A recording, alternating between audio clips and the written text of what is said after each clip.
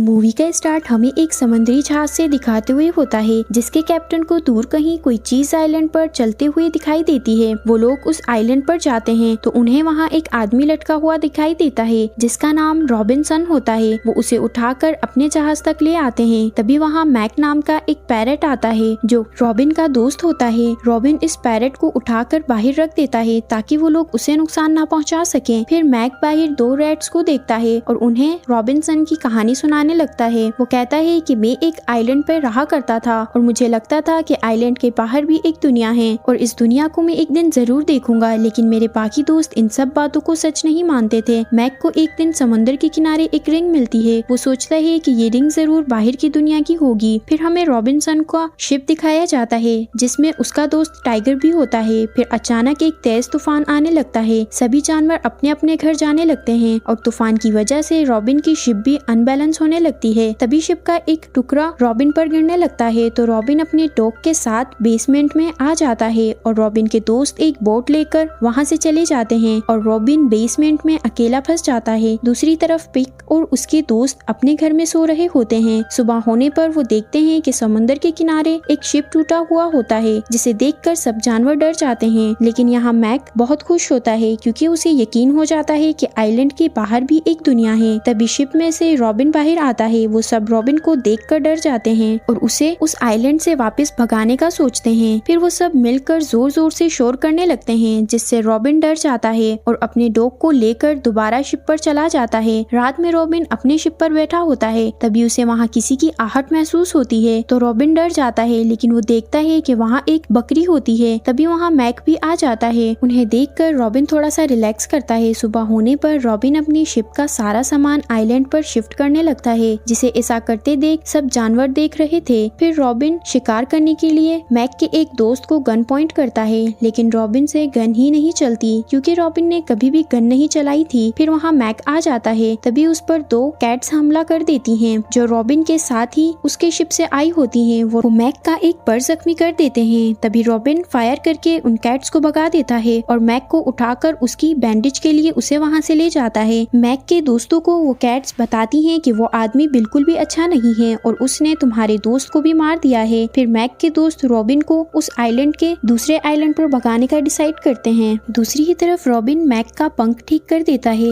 लेकिन मैक अभी भी रॉबिन के डॉग से डर रहा होता है। तो रॉबिन का डॉग कहता है कि तुम मुझसे डरो मत, मैं तुम्हें कोई नुकसान नहीं पहुंचाऊंगा। सीन उन दोनों कैट्स पर शिफ्ट होता है जो सभी जानवरों को तैयार करके रॉबिन के शिप पर ले जा रही होती हैं ताकि रॉबिन उन्हें देखकर डर जाए और वो खुद मैक पर हमला कर देती हैं। लेकिन रॉबिन का डॉग मैक को बचा लेता है। इसी लड़ाई के बीच वहाँ रखी एक कैंडल के गिरने की वजह से शिप में आग लग जाती है और रॉबिन का डॉग उस आग में जल कर मर जाता है। वो दोनों कैट्स और मैक किसी तरह बच जाते हैं। रॉबिन अकेला बैठा अपने डॉग को बहुत मिस कर रहा होता है। तभी उसके पास मैक आता है और हम यहाँ देखते हैं कि रॉबिन और मैक के बीच दोस्ती हो गई है। फिर मैक सभी जानवरों को रॉबिन के बारे में बताता है कि वो एक अच्छा इंसान है और कैसे उसने मेरी जान बचाई और उन दोनों कैट्स की वजह से उसने अपने डॉग को भी खो दिया। सभी जानवर बहुत शर्मिंदा होते हैं कि उन्होंने रॉबिन को गलत समझा। फिर वो सब रॉबिन के लिए खाना लेकर जाते हैं। आहिस्ता आहिस्ता वो सब बहुत अच्छे दोस्त बन जाते हैं। रॉबिन उसी आइलैंड पर अपने लिए एक घर बनाता है। सभी जानवर रॉबिन की घर बनाने में मदद करते हैं और फिर वो एक साथ उस घर में आराम से अपनी लाइफ गुजारते हैं। रॉबिन ने उस घर के ऊपर एक लंबा सा टावर भी बनाया था और रात को वो उस टावर में रोशनी कर देता था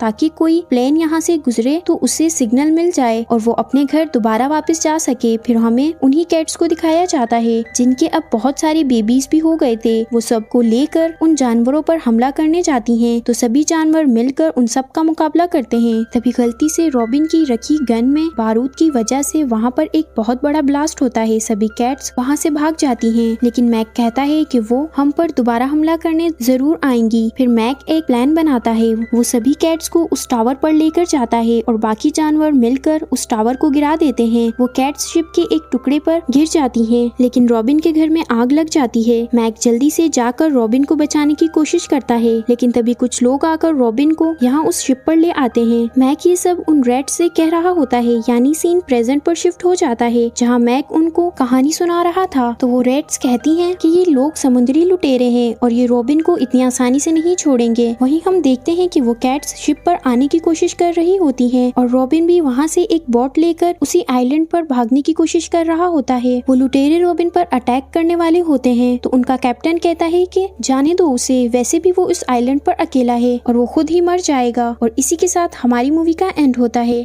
अगर आपको हमारी एक्सप्लेनेशन अच्छी लगी हो तो अभी हमारे चैनल को सब्सक्राइब करें और बेल आइकन के बटन को भी दबा दें ताकि हमारी हर नई आने वाली वीडियो आपको सबसे पहले मिले। शुक्रिया।